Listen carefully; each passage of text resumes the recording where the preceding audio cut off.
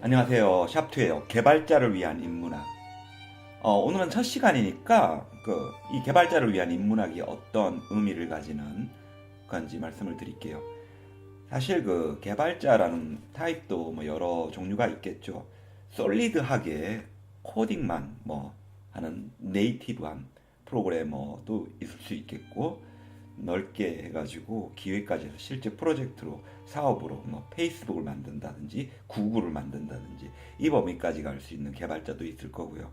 그런데 아시다시피 많은 개발 환경들은 점점 이제 하이브리드하게 가고 있고, 물론 네이티브한 것도 여전히 존재하죠. 아주 비싼 거고 네이티브한 부분을 찾는 곳도 많죠. 만약에 매출이 몇백만 불씩 나오고 이러면 단지 1%만 향상을 시킬 수 있다면은 기존에 하이브리드하게 개발된 것조차도 네이티브하게 전부 새로 만들 수도 있겠고, 그런 추세지만은 우리가 이제 느껴야 할 거는 솔리드한 개발자로서의 위치는 미래에는 많이 대처가 될 부분들이 있을 거예요. 일단 인공지능이 얼마든지 코딩을 할 수 있을 거니까. 그러니까 개발자로서 필요한 부분들은 충분한 인문학적인 상상력까지 구비해서 사업적으로 실제 프로젝트와 연관된 전체 부분들을 총괄할 수 있는 상상력이 같이 결합된다면은 더 좋은 결과가 나올 수 있겠죠. 그런 의미에서 이 개발자를 위한 인문학, 개발자를 위한 책방에서는 책들을 계속 여러분들한테 상상력을 밑바닥에서부터 끌어낼 수 있을 만한 정말로 가치 있는 책들을 찾아가지고 읽어보도록 노력을 하겠습니다. 자, 첫 시간이라 가지고 이렇게 오리엔테이션 했고요. 오늘 첫 작품은 금오신화를 읽겠어요. 금오신화, 지조의 대명사인 김시습이 쓴 거고, 지금부터 계속 읽겠습니다. 이 책에 관련된 설명은 여기 유튜브 동영상 설명에 넣겠고요. 가급적 책 그대로 읽어가겠고, 다만 이제 좀 한국어로 해석이 필요한 부분은 제가 따로 말씀을 드릴게요. 금오신화, 금오산에서 지은 새로운 이야기. 여기서 신화는요, 새로울 신자입니다. 금오신화는 그래서 이견이 있을 수 있겠지만은 한국 최초의 소설로 이제 불리는 거죠. 한문 소설이었어요. 1. 만복사 저포기. 저포라는 거는 이제 점을 치는 막대기를 의미하는데, 이걸로 이제 부처님하고 놀이를 하는 거예요. 만복사라는 절에서. 전라도 남원에 양생이라는 사람이 있는데, 그는 만복사 구석 동편에 방 한 칸을 얻어 외로이 살고 있었다. 그 방 앞에 배나무가 한 그루 서 있으니 봄을 맞이하여 꽃이 피어나서 온 뜰하니 은세계를 이룬 듯 아름다웠다. 그는 외롭고 답답할 때면 달밤에 배나무 밑을 거닐면서 시 읽기를 즐겨 하였다.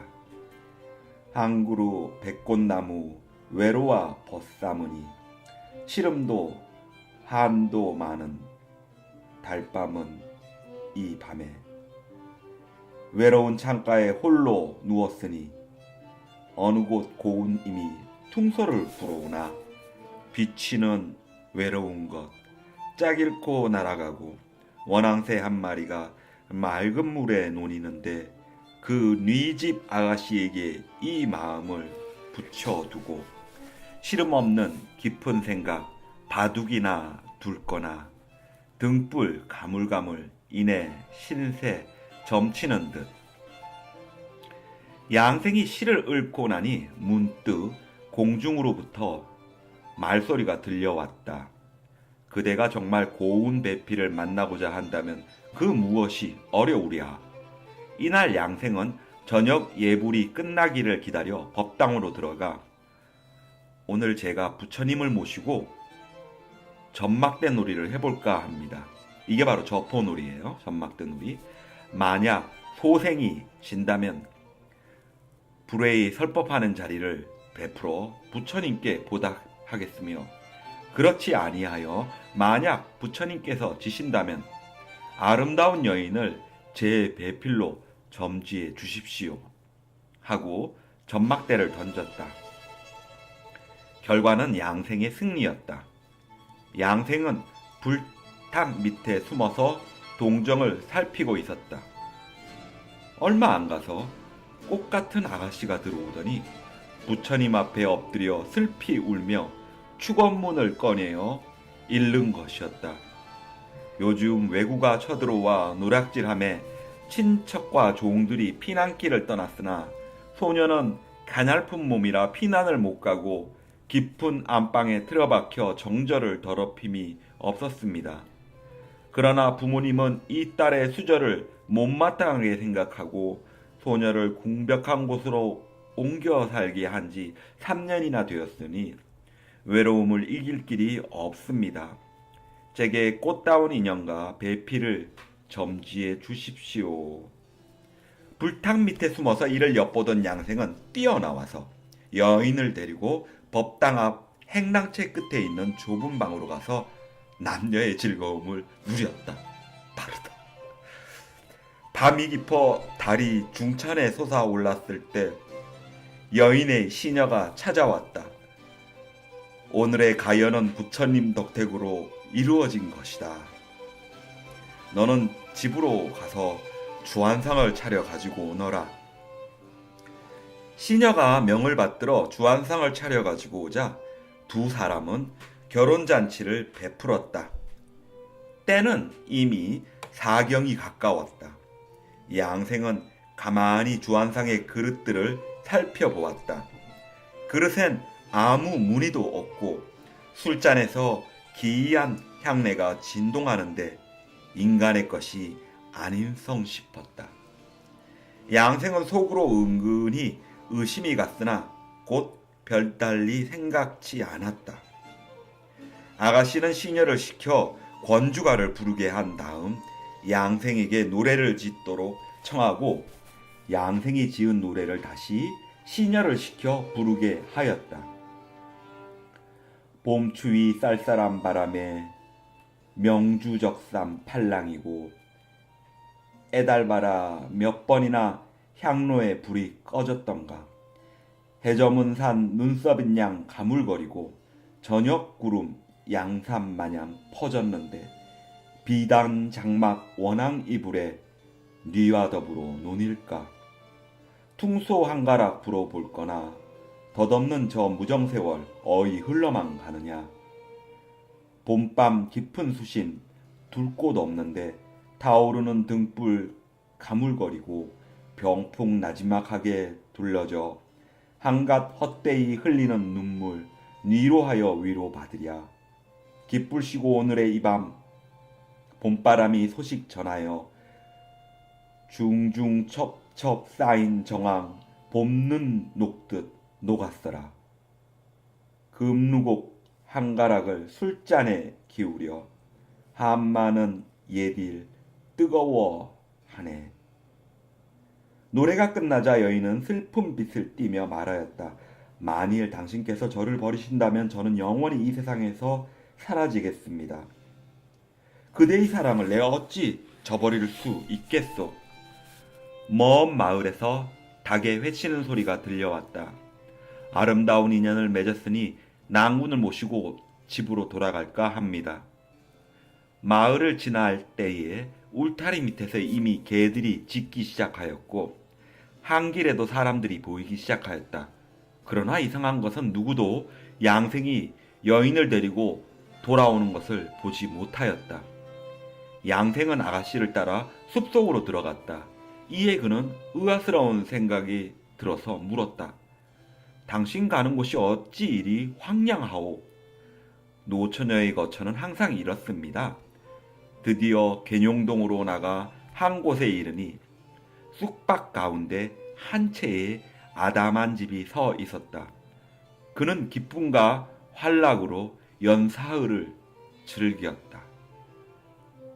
이곳의 사흘은 인간 세상의 3년에 해당합니다.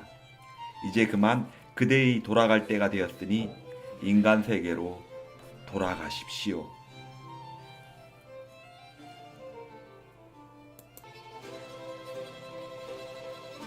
여인은 이웃 친척들을 초대하고 이별의 잔치를 베풀어 주었다.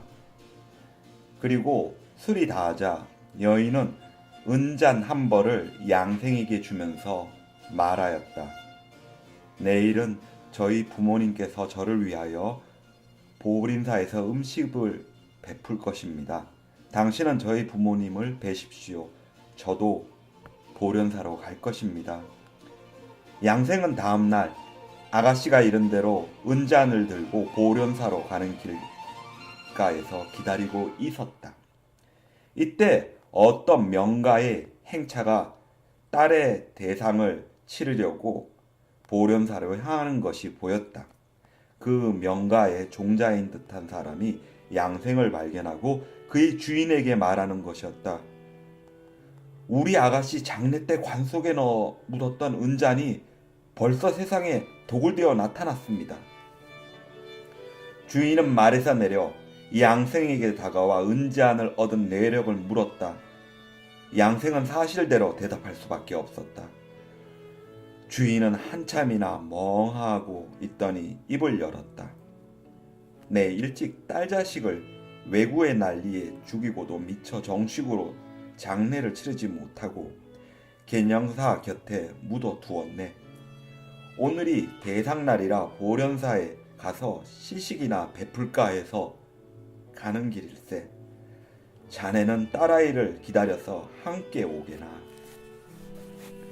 약속한 시간이 되자 과연 아가씨는 시녀를 데리고 나타났다. 그들은 손을 잡고 보련사로 향하였다. 아가씨는 부처님께 절을 하고 휜 장막 안으로 들어갔다. 그러나 아무도 아가씨를 본 사람은 없었다. 다만 양생만이 그 뒤를 따를 뿐이었다. 아가씨가 양생에게 말하였다. 진지 잡수세요, 함께. 양생이 그 말을 그의 부모에게 전하자 부모도 이상히 여겨 밥상을 살펴보고 있었다. 그러나 아가씨의 형상은 안 보이고 수조 소리만 달그락거릴 뿐이었다. 이윽고 아가씨는 말하였다. 저는 한시 바삐 저승길을 떠나야 합니다. 스님과 사람들이 혼백을 배웅하니 여인의 얼굴은 보이지 않고 슬피 우는 소리만이 은은히 들려왔다. 울음 속에 말이 섞여 들려왔다. 저승길이 바쁨으로 괴로운 이별을 하지만 이미여 저버리지 마소서.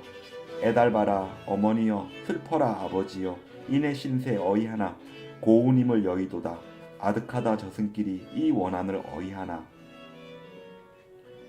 아가씨의 부모가 양생을 향하여 말하였다. 은자는 자네에게 맡기네.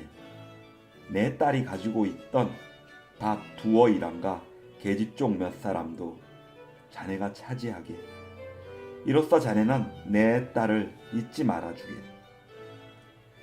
양생은 그 후 다시 장가들지 않고 지리산에 들어가 약을 캐면서 살았는데 그가 어떻게 죽었는지 그 뒷일을 아는 사람이 없었다.